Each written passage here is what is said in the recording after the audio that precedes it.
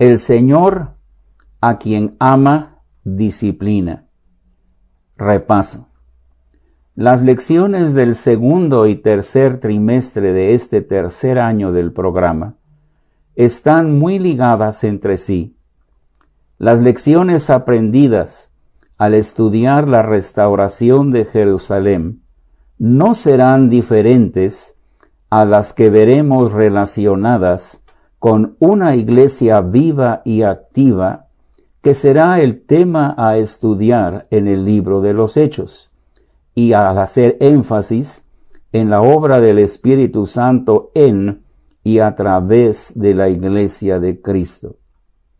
Resumamos las 12 diferentes lecciones aprendidas este trimestre con referencia a 7 acciones y 12 enseñanzas que deben ser llevadas a la práctica por los miembros de una iglesia local, si ésta desea ser una iglesia viva y activa. Acción 1. La oración. ¿Qué aprendimos de la oración de Daniel, Esdras y Nehemías? Los tres dijeron, hemos pecado, o algo similar, haciendo confesión delante de Dios. Daniel 9, 5, 15, Esdras 9, 7, 10, 2, 10, 13, Nehemías 1, 6. Y Esdras y Daniel oraron a ojos de todos. Enseñanza 1. Si soy miembro de una iglesia local y veo pecado en ella, yo cargo con parte de la culpa por no haber orado, animado y exhortado a tiempo, y por no haberme puesto en las manos de Dios para que Él, a través de mí, resuelva el problema. Enseñanza 2. Si yo oro llorando y postrado ante Dios, más hermanos se juntarán conmigo. Esdras lo hizo así, Esdras 10:1, y otros se juntaron al verlo orando. Lo importante es orar, no programar reuniones de oración. Enseñanza 3. No puedo pedir que Dios haga algo por su iglesia si no estoy dispuesto a ser usado por Él para resolver el problema que veo. Nehemías ayunó y oró varios días antes de ofrecerse a ir a Jerusalén. Nehemías 1:4. Acción 2. La lectura de la Biblia. Subrayemos 3 ocasiones diferentes en que se leyó el libro de la ley al pueblo. A. Cuando todo el pueblo se reunió como un solo hombre en la plaza que está delante de la puerta de las aguas y pidió que Esdras trajera el libro de la ley y lo leyera. Nehemías 8:1. Cuando se reunieron las cabezas de familia de todo el pueblo para entender las palabras de la ley. Cuando, en obediencia a la ley de Dios, celebraron la fiesta de los tabernáculos y la leyeron por 7 días. Enseñanza 4. En la iglesia debe haber hambre de leerla, entenderla y obedecerla. ¿Pasa así con todos los miembros el día de hoy? ¿Hay ocasiones cuando se pide leerla? Enseñanza 5. Las cabezas de familia mostraron un interés especial para entender lo que ordenaban las Escrituras, porque sintieron su responsabilidad hacia sus hijos. ¿Los padres de familia tienen el mismo deseo hoy? No fue una reunión de varones la que se propuso. sino una cuando todos los jefes de familia, que son miembros de la iglesia, pudieran entenderla para así cumplirla, porque se sintieron responsables de la conducción de su familia. El día de hoy vemos este concepto de responsabilidad en nuestra iglesia local. Destacamos ahora 3 acciones relativas a la lectura de la Biblia que se vio en el tiempo de Esdras y Nehemías. A. Se hacía por largas horas y frente a todos los que podían entender, y en una ocasión por 7 días consecutivos. Se hizo desde un lugar alto a la vista de todos, para que todos vieran y oyeran y estuvieran atentos. Al leer la ley, lo hacían claramente y le ponían sentido a lo leído, a modo que se entendiera. También había quienes hacían que el pueblo entendiera lo leído. Nehemías 8, 7 y 8. Enseñanza 6. La lectura de la Biblia, como la palabra de Dios, debe tener un lugar importante en nuestras reuniones. Debe hacerse clara y correctamente. En la época de Esdras, se hacía por expertos lectores y conocedores de la ley. Hoy, ¿cómo se hace? ¿Quiénes la leen? Ahora observemos 3 acciones relacionadas con el momento cuando se hacía la lectura de la ley. Lo hicieron después de haber apartado a los extranjeros de entre el pueblo. Antes de leer la ley, el pueblo se humilló y adoró a Dios. Nehemías 8:5. También hubo confesión de pecados, alabanza y adoración. Nehemías 9:2 y 3. Al terminar, hicieron fiel promesa, la escribieron y la firmaron los príncipes en representación de sus familias, los levitas y los sacerdotes. Nehemías 9:38. Enseñanza 7.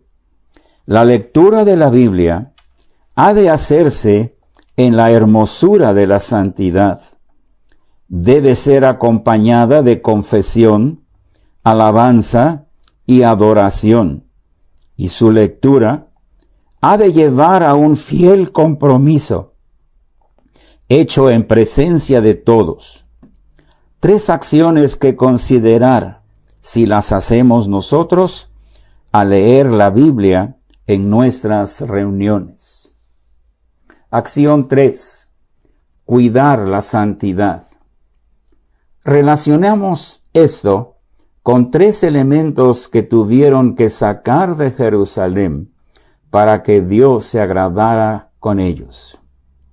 A. Expulsaron a las mujeres extranjeras. Esdras 10:10. Y también a los hijos que hablaban la lengua de Asdod. Nehemías 13:24. B. Abolieron la usura. Nehemías 5:9 a 13. C. Santificaron el día de reposo. Nehemías 13:17. Enseñanza 8.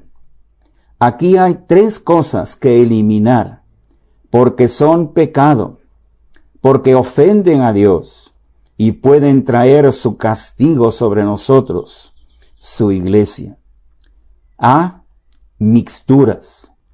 No solo unión con el incrédulo, sino participar en sus fiestas y placeres, ser una cosa los domingos y otra entre semana.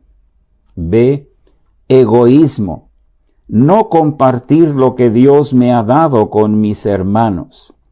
sea esto tiempo estudiando a profundidad la Biblia, dones, esforzándome para ejercitarlos con excelencia, dinero, para ayudar a los que salen en el nombre del Señor a compartir su palabra y a animar a los hermanos en otras partes.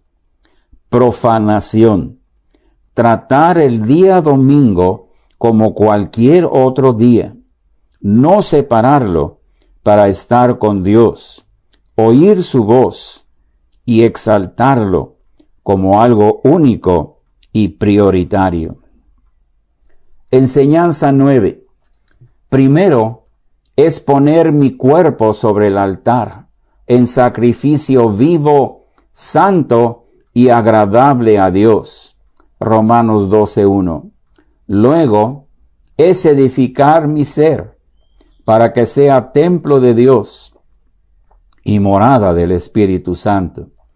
1 Corintios 3:16. Finalmente, es trazar los límites entre lo que es de Dios y lo que pertenece al mundo. 1 de Juan 2:15 y 16. Para que no haya mixturas ni profanación. ¿Enseñamos esto así? ¿Lo practicamos?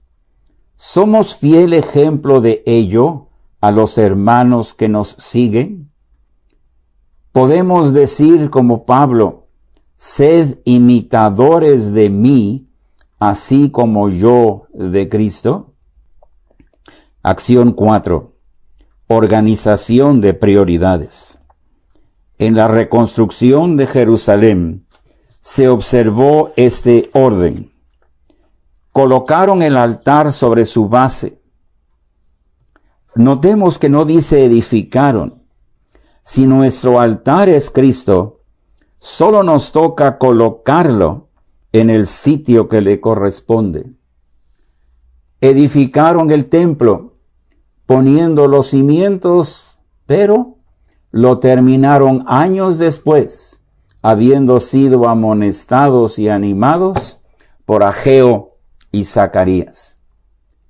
Levantaron los muros de la ciudad y pusieron las puertas con sus maderas, sus cerrojos y sus cerraduras. Acción 5. El canto. En 3 ocasiones hubo alegría por haberles Dios ayudado en sus proyectos. Recordemos, cuando echaban los cimientos del templo, unos lloraban y otros se regocijaban. Y lo que se oyó de lejos se catalogó como ruido. Esdras 3:17. Cuando terminaron la construcción del templo, Esdras 6:15 a 22, todo lo que señala es que ofrecieron 100 becerros, 400 corderos y 12 machos cabríos en expiación. Así debiera iniciar toda celebración. Cuando dedicaron el muro, Nehemías 12:43. Aquí, además de los sacrificios, se marca que el alborozo fue oído desde lejos. Enseñanza 10. En nuestras fiestas, ¿qué lugar tienen la palabra de Dios, el ofrecimiento de votos, los sacrificios de alabanza y adoración? Pero, ¿qué es lo que oyen los que pasan afuera de la casa o del templo? ¿Ruido? ¿Algo que no se entiende? ¿O alborozo? Algo que se identifica como gran alegría. Acción 6. Victoria sobre enemigos. Los del pueblo de Jerusalén que edificaban el muro tuvieron 3 enemigos a vencer. Nosotros, como iglesia viva y activa, también tenemos 3. A. Las fábulas, las filosofías y la falsamente llamada ciencia, que trabajan para destruir o debilitar nuestra fe. B. El mundo, que tiene como propósito dividir nuestro amor y así destruirlo y hacerlo inaceptable a nuestro Dios y Señor. C. La carne, con sus apetitos y ambiciones, busca seducirnos y atraernos y hacernos perder el ancla de nuestra esperanza. Enseñanza 11. Nos toca conocer las maquinaciones de Satanás que comanda a estos tres enemigos para no caer en sus trampas, ni ser llevados por caminos extraños, lejos de nuestro amado Señor y Salvador. Acción 7. La voz de los profetas. Durante la época que estudiamos, consideramos el ministerio de tres profetas siervos de Dios. Zacarías, quien animó al pueblo que se sentía triste al razonar que la gloria del templo que construían no sería la del templo que construyó Salomón. Ageo, quien hizo al pueblo meditar en su corazón las decisiones hechas y cambiar sus prioridades para así ser bendecidos por Dios. Malaquías, quien se ocupó de amonestar al pueblo respecto a los pecados que estaban cometiendo y sus consecuencias. 12. Necesitamos tener estos tres ministerios activos en nuestra iglesia local si deseamos que sea viva y activa delante de Dios. Animar. No podemos comparar el trabajo de ayer con el de hoy, porque si quien lo está haciendo es Dios, quien es el mismo ayer y hoy y por los siglos, entonces la gloria de su presencia, que honrará lo que hacemos, será la misma, tanto ayer como hoy. Meditar. Hacer trabajar el corazón para que toda decisión que se tome sea la que Dios bendiga y así su obra prospere en nuestras manos. Recordemos que la madurez se obtiene al haber ejercitado los sentidos en el discernimiento del bien y del mal. Hebreos 5:14. Amonestar, pues el pecado nos asedia y necesitamos despojarnos de él antes que contamine nuestro cuerpo y nuestro espíritu y perdamos nuestra utilidad delante de Dios. 1 Timoteo 2:21. Conclusión. Aprendimos cómo Dios disciplina a quienes Él ama. Aprendimos cuáles conductas son las que Dios pide y cuáles son las que aborrece.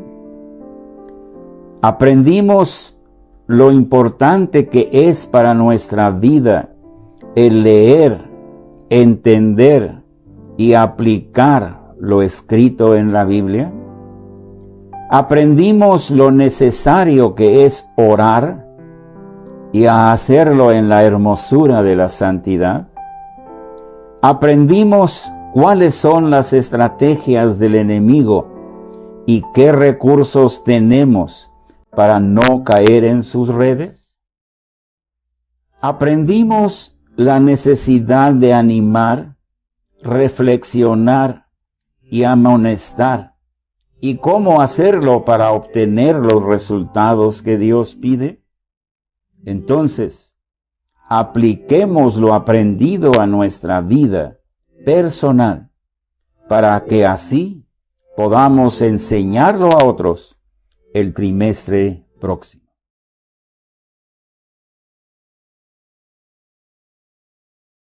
Pueden encontrar todas las demás reflexiones y audios en nuestra página www.rediligio.org. www.orizabacentro.org.